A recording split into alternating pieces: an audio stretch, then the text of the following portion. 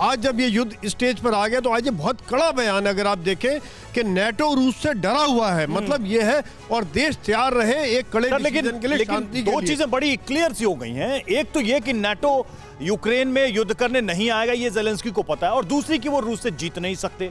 तो फिर इस युद्ध को कंटिन्यू करने के पीछे क्या सोच हो सकती है ज़ेलेंस्की की?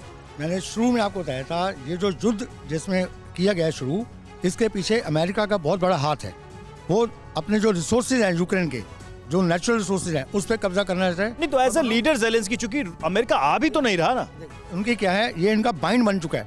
अभी यूक्रेन में ज़ेलेंस्की उससे पीछे भी नहीं हट सकते और आगे भी नहीं जा सकते। अब वो जानते हैं कि अकेले उस देश को संभाल नहीं सकते, इसलिए बार बार वो NATO के पास जाते हैं। ज़ेलेंस्की आखिर चाहते क्या है? आइए अब सुनते हैं कि ज़ेलेंस्की कैसे NATO के देशों के दोहरे रवैये पर आग बबूला हुए। सुनिए क्या कहना और बताना चाह रहे हैं दुनिया को ज़ेलेंस्की।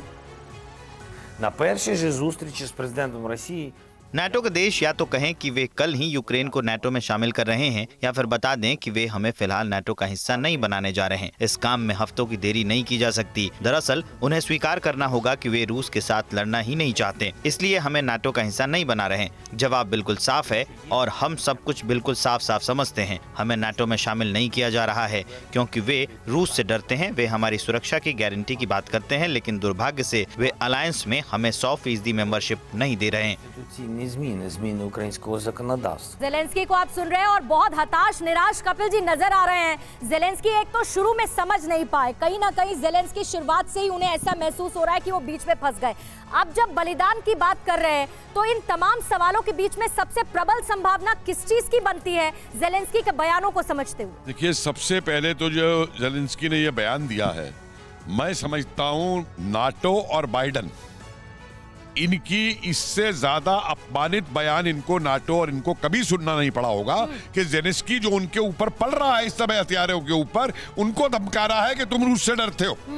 तो इससे बड़ी बेइज्जती जो है नाटो की और बाइडन की नहीं हो सकती। दूसरा, ज़ेलेंस्की डिप्लोमेटिकली एकदम फेल हुए हैं।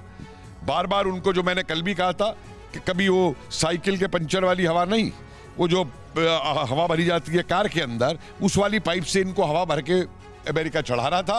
ये बोल रहे थे, लड़ रहे थे उन पे विश्वास करके। बिल्कुल, और कहीं ना कहीं लग रहा है कि अब उन्हें अपनी गलती का एहसास हो गया। और ज़ेलेंस्की ने अपने मुल्क का ये हाल कर दिया। ये आप इससे पहले भी कई बार कह चुके हैं, लेकिन प्रेसिडेंट ज़ेलेंस्की अब नाटो की सदस्यता पर एक बार फिर अड़ते हुए नजर आ रहे हैं। इसका अंजाम क्या होगा ऐसे वक्त में जब यूक्रेन बर्बाद होता हुआ नजर आ रहा है रूसी हमलों में? ये देखने वाली बात होगी और ये सिलसिला लगातार इसी तरह से जारी रहेगा। न्यूज़ टॉप 9 रोज सुबह 7 बजे और शाम 7 बजे सिर्फ TV9 भारतवर्ष पर।